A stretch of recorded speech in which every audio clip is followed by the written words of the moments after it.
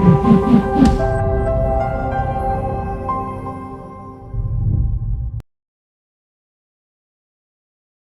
real estate nerds, this is Alex Yoder with Pro Tip Tuesday, my favorite day of the week. And today I want to talk about normal wear and tear. I know this is a little bit basic, perhaps, but I feel like there's a pretty big disconnect from what I see, even with people who have been doing this for a long time, on sort of what that effectively is. And I will start by always saying, get advice from your legal counsel to set this up in your agreements or in the structure of the way that you lease properties, so that you're kind of leaning on something that's fairly consistent. But generally speaking, normal wear and tear is normal wear and tear that occurs through the normal use of the property. So, for example, normal wear, let's talk about that first. Normal wear would be, let's say somebody lives there for 10 years and they walk back and forth between the sliding door and the kitchen, around their couch, and now the carpet is very much flat and worn out where they walk, where they're walking. That's a really good example of normal wear. They're using the home as it was designed to be used, and things are getting worn out. And I think the struggle that people have, at least from what I see, is the concept of normal tear. Normal wear and tear. Normal tear would be things that are more directly damaged, but through normal use. And I think of things like if a tenant is moving in, there may be some gouges or scuffs on the corners of the walls. You know, if they're moving their couch down to the basement, that kind of stuff. That would be a good example of normal tear.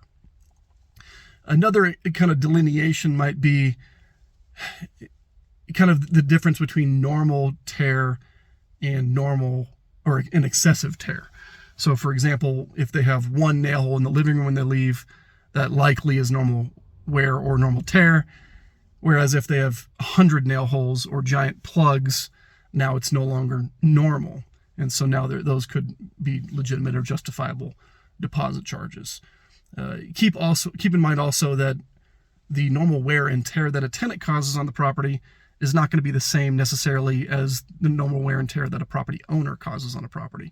Sometimes we have owners that'll say, man, I lived in that house for 20 years and the carpet looked just as good as when I moved in. That's not the same standard that we can lean on for a tenancy, because tenants do tend to live a little bit harder on properties on average. So consideration of normal wear and tear is important. Beyond that, you're going to consider depreciated value as well. So in that same example I just gave, as far as the 20-year-old carpet, there's an effective life of items and finishes and fixtures.